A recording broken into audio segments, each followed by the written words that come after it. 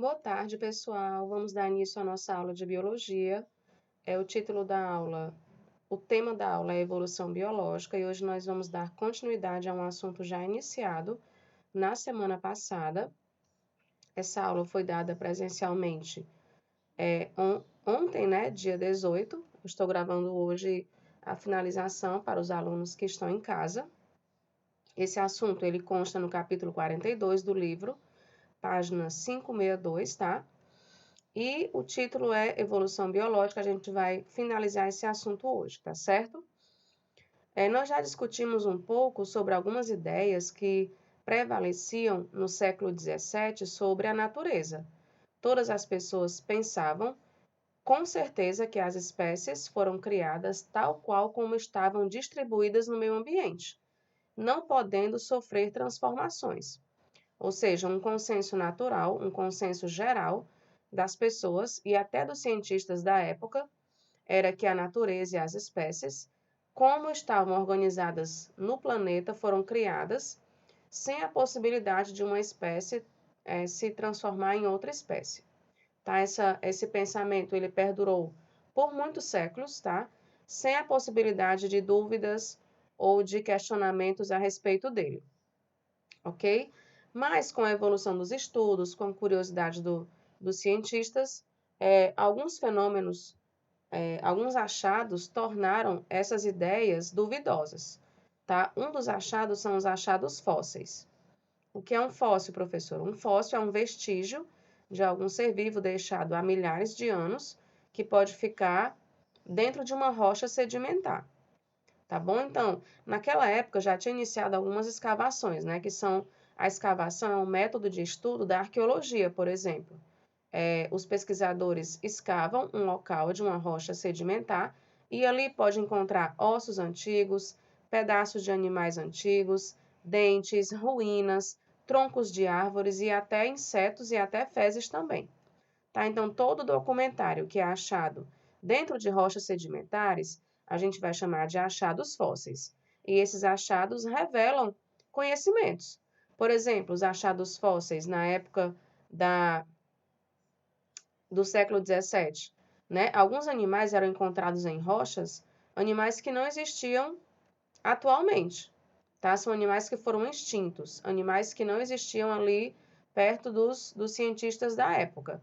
Então surgiram as dúvidas: onde, por que que esses animais achados em rochas eram diferentes dos animais atuais? Certo? Então começaram a duvidar que a Terra pode ter sofrido transformações bruscas, transformações grandes, e umas dessas transformações se passavam pelas espécies.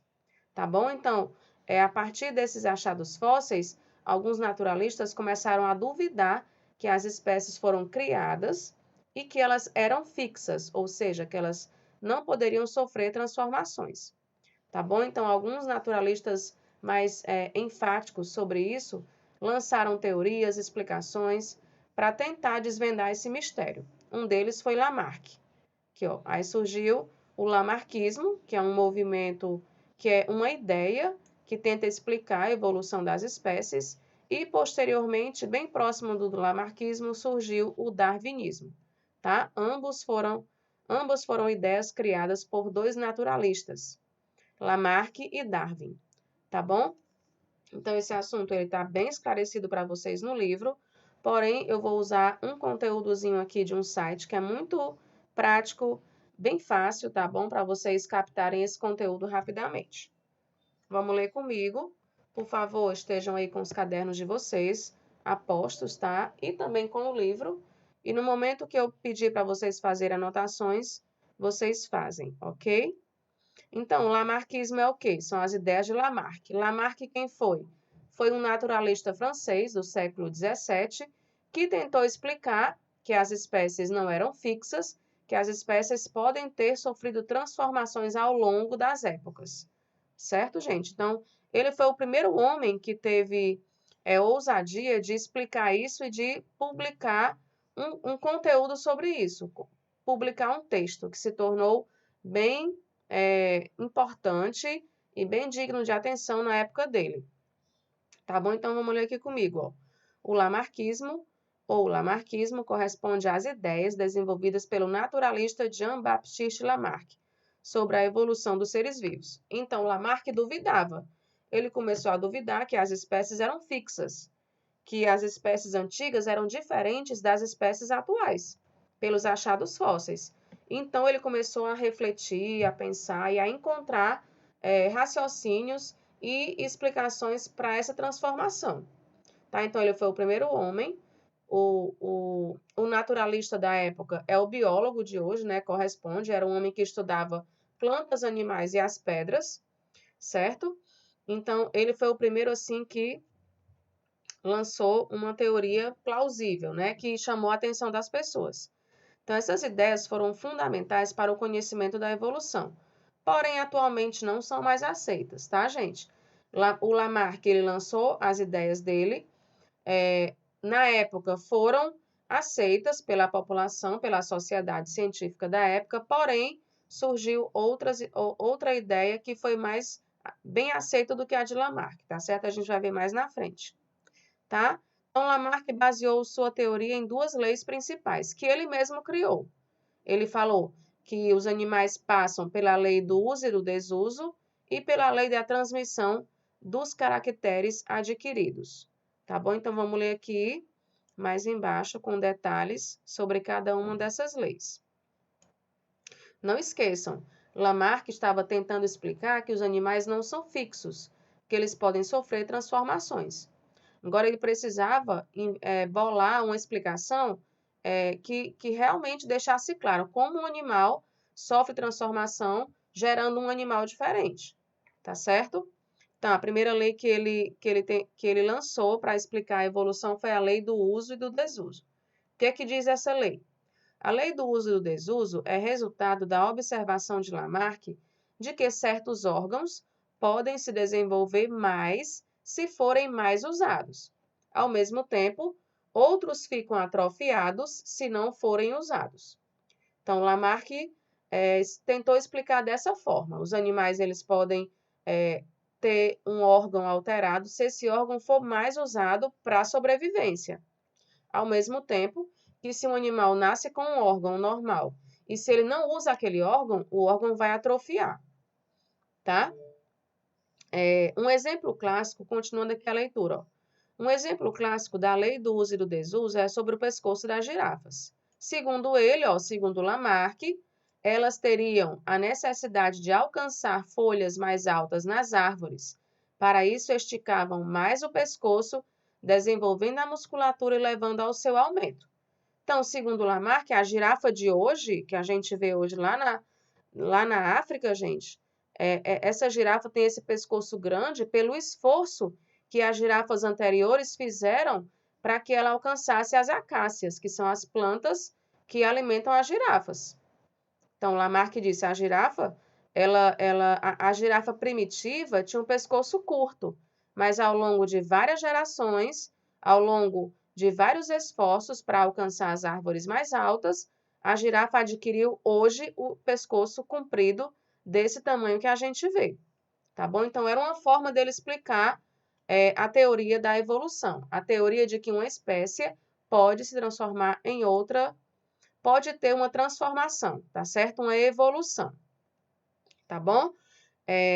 A próxima lei que ele lançou, também para completar a lei do uso e do desuso, foi a lei da transmissão dos caracteres adquiridos. No livro de vocês, está bem explicado aqui, ó, na página 563. Vamos ler comigo, ó. No parágrafo de número 4 do ponto 2, diz assim: de acordo com a lei, por favor, peguem os livros de vocês, tá? Para a gente acompanhar. De acordo com a lei do uso e do desuso, um órgão desenvolvia-se com o uso e atrofiava-se com o desuso. Assim, a língua comprida do tamanduá ou a do camaleão, por exemplo, teriam se desenvolvido em resposta às suas necessidades alimentares e ao uso frequente desse órgão. Então, outro exemplo é que a língua do tamanduá tem aquele tamanho enorme, porque o tamanduá precisava usar a língua para coletar os insetos, insetos mais profundos na terra, entenderam? Já que esses dois animais usam a língua para capturar e comer insetos. Então, essa foi a primeira lei. Segunda lei. A segunda lei afirma que o caráter adquirido, resultante do desenvolvimento pelo uso ou da atrofia pelo desuso, seria transmitido aos descendentes. Partindo desse princípio, por exemplo, um halterofilista que teve seus músculos desenvolvidos por meio dos exercícios físicos, teria filhos com músculos mais desenvolvidos, por exemplo. Então, ó, ele pensou o seguinte: se um animal usar bastante o órgão vai se desenvolver e vai passar para o filho dele esse desenvolvimento. Então, essa segunda lei, se chama lei da transmissão dos caracteres adquiridos, tá? Ele dizia o seguinte: aquele caractere que eu adquiri com o meu esforço vai passar para o meu filho. E a partir dessa transmissão, as populações vão se alterando, tá certo? Então, era uma explicação razoável. Muita gente se interessou e muita gente deu atenção a essas leis que Lamarck lançou, tá certo? Vamos ler aqui, ó. Essa premissa complementa a primeira, do uso e do desuso. Lamarck acreditava que as características adquiridas eram transmitidas de geração em geração, tornando as espécies transformadas e mais adaptadas ao ambiente. Por exemplo, as girafas que aumentavam o pescoço com a necessidade de buscar folhas cada vez mais altas nas árvores, passavam essas características para os descendentes. Então, ele acreditava assim. Assim, ao longo de várias gerações, as girafas pescoçudas se tornavam mais adaptadas ao ambiente. E aquelas girafas com pescoço mais curto morriam. Ok? Então, foi uma forma importante dele explicar a teoria evolutiva, tá bom? Qual a importância disso, das ideias de Lamarck? Ó? Lamarck foi muito importante para o desenvolvimento das teorias evolucionistas, uma vez que naquela época dominavam as ideias fixistas ou criacionistas. Naquela época todo mundo tinha certeza absoluta que as espécies não podiam sofrer transformações, que foram criadas por um poder sobrenatural e foram colocadas em cada local do ambiente, tá? Aleatoriamente. Certo, gente? Então, acreditava-se, por exemplo, ó, continuando a leitura, que o número de espécies era fixo e definido no momento da criação por Deus. As espécies eram consideradas imutáveis. Certo? Então, Lamarck, ele trouxe uma ideia diferente dessa que predominava na época, tá? No entanto, com o interesse crescente pelas ciências naturais, a observação dos fenômenos pelos naturalistas levou-os a questionar a imutabilidade das espécies, tá bom? Então, alguns passaram a duvidar disso e tentaram aí explicar como fez Lamarck, tá bom? Lamarck acertou ao analisar a importância das espécies se adaptarem ao meio em que vivem e por acreditar que os fósseis eram um registro da evolução dos seres vivos. Gente, ó, no livro de vocês, vamos ver aí novamente, todo mundo aí com o livro na página 564. Ó, essas figuras aí, pessoal, mais embaixo. Estão vendo essas figuras, ó? Tem a figura 42.A, 42.B, 42.C e 42.D. Ó, essas imagens aí, a A, por exemplo, é uma imagem, é uma representação de um tatu gigante, tá? Hoje os tatus, eles têm o quê? 38 centímetros de tamanho. Esse tatu da antiguidade, ele era gigantesco. Era um tatu de 6 metros, né? Então, os tatus da antiguidade, eles deram origem aos tatus atuais, pequenos, tá bom? E mais embaixo, no B, tem uma preguiça. Ó. O bicho preguiça é um animalzinho bem dócil, né? É um mamífero bem interessante. Ele hoje tem 50 centímetros de tamanho. No livro de vocês, tá? Vamos acompanhar. Só que os fósseis revelaram que as preguiças antigas eram enormes, totalmente diferentes das preguiças da atualidade. Então, essas diferenças é que fez com que os naturalistas questionassem a imutabilidade das espécies, tá bom? Então, Lamarck acertou em quê? Acertou ao analisar a importância das espécies se adaptarem ao meio em que vivem e por acreditar que os fósseis eram um registro da evolução dos seres. Certo? No entanto, suas ideias falham ao afirmar que as características adquiridas durante a vida podem ser transmitidas aos seus descendentes. Lamarck falhou nesse quesito de dizer que se eu usar mais um órgão, eu vou desenvolver esse meu órgão e o meu filho já pode nascer com um órgão mais desenvolvido que o meu, tá bom? Hoje sabemos que isso não ocorre graças aos estudos genéticos. Essas características, chamadas de fenótipos, são provocadas por fatores do ambiente e não podem ser transmitidas aos descendentes, tá? Então, gente, Lamarck lançou as ideias, foram aceitas, né? Porém, teve outro naturalista, mais jovem que Lamarck, tá? Que leu as obras de Lamarck e questionou as obras de Lamarck. Não é bem assim que funciona a coisa. Vamos, a partir de observações que ele fez durante viagens em 5 anos, ele lançou outra explicação, que é a que finalmente hoje é aceita pela comunidade científica, tá? Vamos ler aqui, ó. Enquanto o lamarquismo refere-se às ideias de Lamarck, o darwinismo corresponde ao conjunto de estudos e teorias desenvolvidos pelo naturalista inglês Charles Darwin. Então, era outro naturalista, tá? Charles Darwin leu a obra de Lamarck, estudou o que Lamarck falou, porém, ele buscou compreender e explicar a evolução por de outra forma. Vamos ver aqui, ó. Em comum, os dois naturalistas buscaram compreender os mecanismos da evolução dos seres vivos. Como vimos, as teorias de Lamarck falharam ao considerar que o maior uso de um órgão irá desenvolvê-lo e que essas características adquiridas ao longo da vida seriam transmitidas aos descendentes. As ideias de Darwin consideravam que qualquer espécie animal, inclusive o homem, evolui de formas mais simples, em resultado da necessidade de melhor adaptação ao seu ambiente. Muito bem, ele concordou com Lamarck em alguns pontos, porém, no ponto de transmitir características desenvolvidas aos filhos, ele não concordou. O que foi que ele disse? Ele baseou a sua teoria da evolução a partir do que chamou de seleção natural.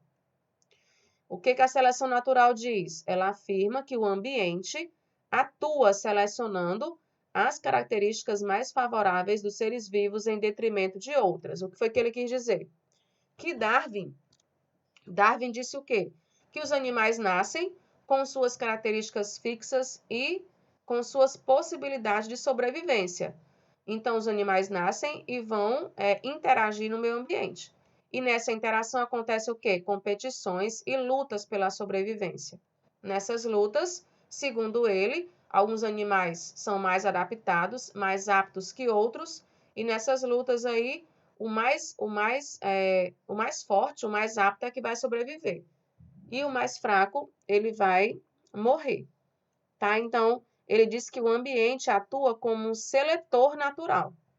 O ambiente atua selecionando os mais fortes e os menos aptos, eles vão deixar o ambiente com a morte. Tá bom?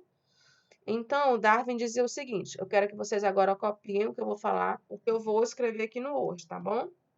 Ó, preste atenção. Lamarck dizia o quê? Tinha a lei do uso e do desuso, que diz o quê? Caso usemos um órgão mais que outro, este órgão vai adquirir desenvolvimento e este desenvolvimento, esta aquisição, vai ser transmitida aos filhos, certo? Então, aqui já vem a lei da transmissão dos caracteres adquiridos.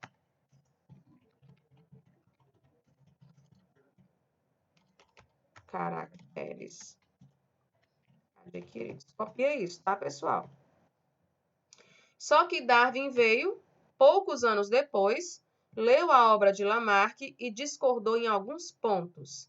Ele concordou que os animais evoluem, ele concordou que os animais se adaptam e ele concordou que os animais lutam pela sobrevivência, né? Que os animais têm que se adaptar em prol da sobrevivência. Porém, essas duas leis não foram aceitas por Darwin. Darwin disse o quê? Os animais... Só um minuto. Os animais nascem diferentes uns dos outros. Uns mais fortes e outros menos fortes, ou seja, menos adaptados. Essa adaptação já nasce com o animal, tá, gente? Menos adaptados. Na luta pela sobrevivência, copia.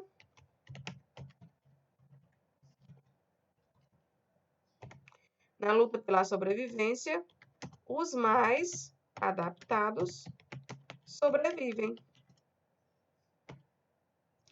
Nessa sobrevivência é que as populações vão se alterando ao longo de milhares de anos, tá? Então, o animal em si, ele não sofre alteração. É a população, o grupo de animais que vai sofrendo transformações, as populações, através da luta pela sobrevivência. Então, vão ficando os mais fortes e os menos fortes vão sobreviver, eles vão morrer, tá? De forma que o planeta hoje já está totalmente adaptado com suas espécies, certo? E o mundo, ele foi se adaptando como ele está hoje a partir da luta pela sobrevivência. Ok, pessoal? Então, ó, o que é que diz o darwinismo, né? Doutrina proposta por Darwin em seu livro A Origem das Espécies, ó, de 1859. O Brasil tinha sido descoberto há pouco mais de 300 anos, né? No qual a luta pela vida e a seleção natural são apontadas como mecanismos, continuando aqui, ó, mecanismos de evolução. Mecanismos evolutivos. Certo? Então, hoje, essa é a ideia mais aceita, tá bom? Que os animais nascem diversos e na luta pela sobrevivência, os mais fortes vão sobrevivendo, deixando descendentes e as populações vão sendo transformadas ao longo de milhares de anos, tá certo? Não é um processo fácil e nem simples de acontecer, e nem rápido, é um processo extremamente lento, tá bom? Então, eu queria que vocês resolvessem, já dá pra gente resolver, ó. Vamos lá para a página. Só um minuto. Por favor, resolver as questões 1 e 2 da página 572. Tá? Então, essa é a agenda de casa, certo? Agenda. Só um minuto. Resolver as questões 1 e 2 da página 572, não é isso? Ok, gente, essa é a nossa aula de hoje. Espero que vocês tenham entendido. Qualquer coisa, estou à disposição, tá? Na escola para tirar dúvidas. Podem ir lá, tá bom? A nossa aula amanhã vai ser ao vivo, às 8 horas. Então, eu espero todos vocês, tanto os presenciais quanto online, para a gente iniciar a revisão para a prova de Química, tá bom? Próxima semana é a semana de revisão e as aulas vão ser postadas nos devidos dias, tá? Segundo a agenda da escola. Eu estou me adaptando às rotinas da escola, tá bom? Mas já está dando tudo certo, ok? Um beijo e qualquer coisa, estou à disposição. Até mais!